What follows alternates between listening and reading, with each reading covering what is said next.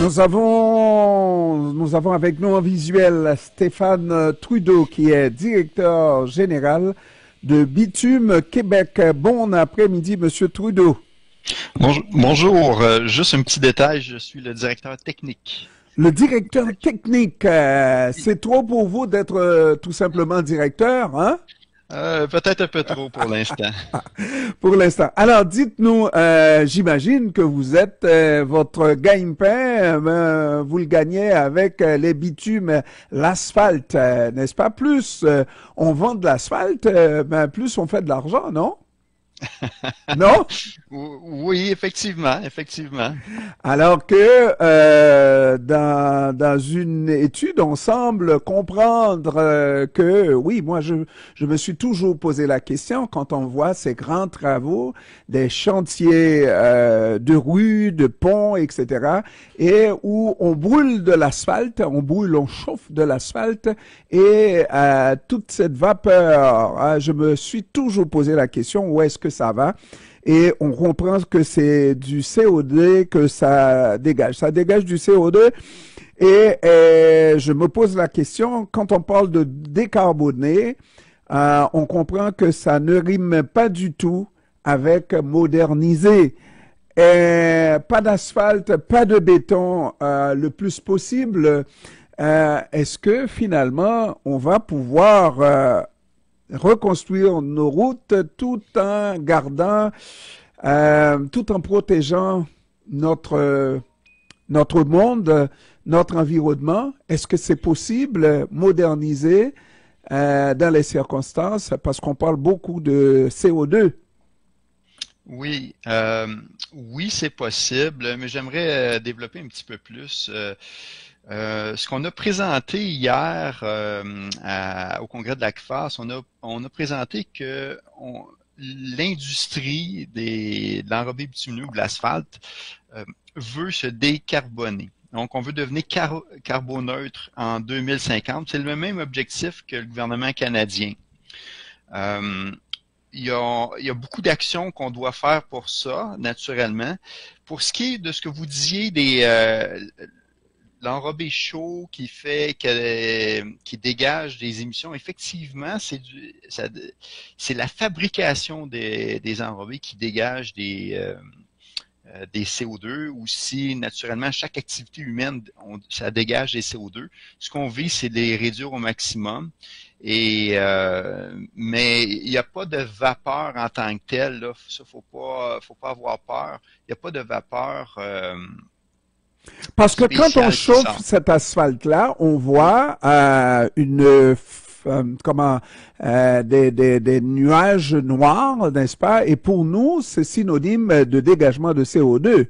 Et ça, c'est justement parce qu'on chauffe l'asphalte, pas vrai? Euh, des nuages noirs, ça, j'en ai jamais vu par rapport par rapport quand on fait les routes, non, il y a pas, c'est simplement de l'asphalte chaude qui est posé. Peut-être dans certaines circonstances au niveau de la production, mais normalement, non, il n'y a pas de fumée noire là, Il n'y a pour pas ça. de fumée noire. Non, non. Donc, et pourtant, on recèle beaucoup de CO2 lorsqu'on travaille avec l'asphalte. Bon, c'est sûr que, comme je vous disais, chaque activité génère des CO2. Ce qu'on essaie de faire, c'est de trouver des solutions pour les réduire. On a quelques solutions aussi, là, entre autres de recycler de la vieille asphalte, si on pourrait Mhm, dire. mhm. Ça, c'est une façon assez facile où on peut réduire les émissions de CO2. Mais comment se fait-il? Parce que pour moi, encore dans ma tête, là, c'est le même processus. Même si on prend de l'asphalte déjà utilisé, qu'on Oui, recycle tout ça, là, il va falloir réchauffer tout ça parce que, oui. quant à moi, l'exercice qui fait dégager du CO2, c'est le réchauffement du matériel ou du matériau, n'est-ce pas, qui va faire, c'est pas un matériel, comment dur, là, qui dégage du CO2. Effectivement, vous avez raison, il faut le réchauffer. Euh, La raison pourquoi que ça permet de réduire les CO2 est en partie parce que le bitume lui-même est une composante importante, c'est une source de CO2. Donc, en réutilisant de la vieille asphalte, on réduit la quantité de bitume nécessaire il aurait fallu chauffer les granulats de toute façon. Donc, la roche, le bitume, l'asphalte, c'est composé de roche et de bitume. Il faut chauffer la roche de toute façon. Donc, on aurait chauffé grosso modo à la même quantité d'énergie qu'on aurait sans doute mis. Donc, on réduit la quantité de bitume, ce qui permet d'avoir des économies en émissions de CO2. Bon, maintenant, il y a que une entreprise comme la vôtre, Bitume Québec,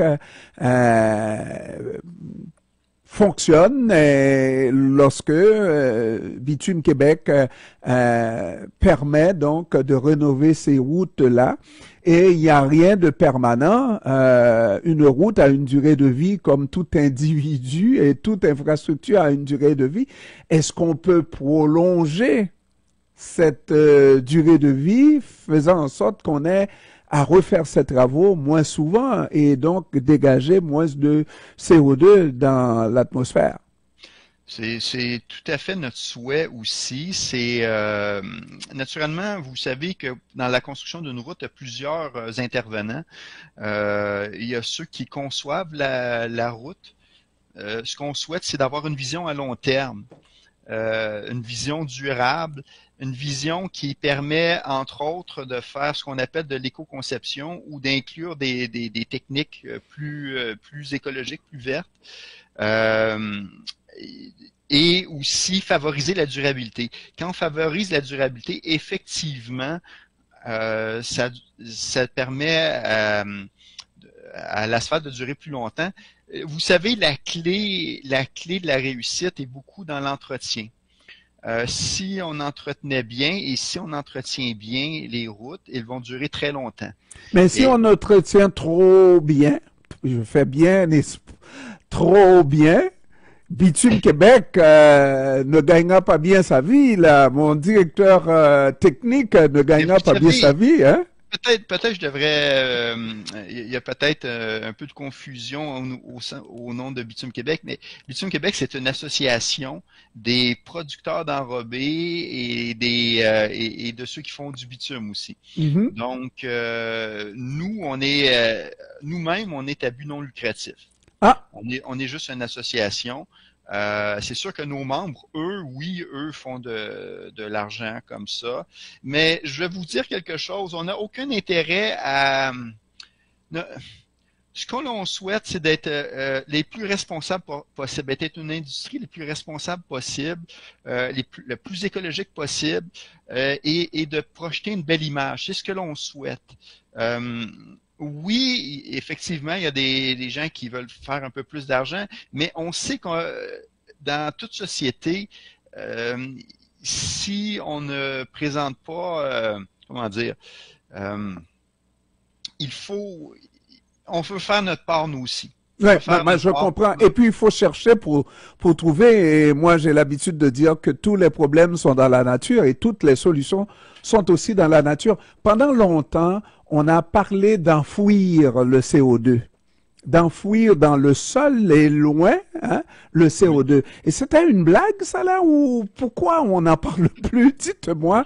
Parce que Bitume Québec aurait pu proposer comme solution d'enfouir le CO2 dans le fin fond du sous-sol. C'est pas notre objectif. Notre objectif est de réduire au maximum les émissions à la source. On a beaucoup de solutions. On a vraiment plusieurs solutions. Comme je vous disais, le recyclage en est une, mais un autre exemple, il y a des bitumes où on peut ajouter des additifs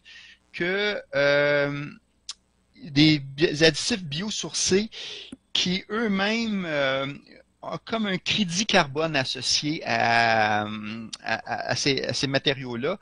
parce que normalement, il serait brûlé ou il dégagerait des CO2.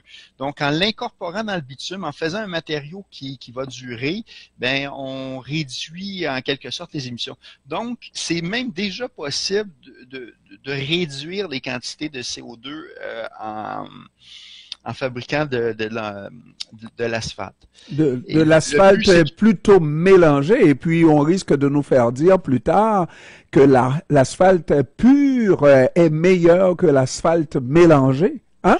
Bon, on fait beaucoup, vous savez, c'est quand même assez sophistiqué les essais qui sont faits là sur le bitume ou sur l'asphalte.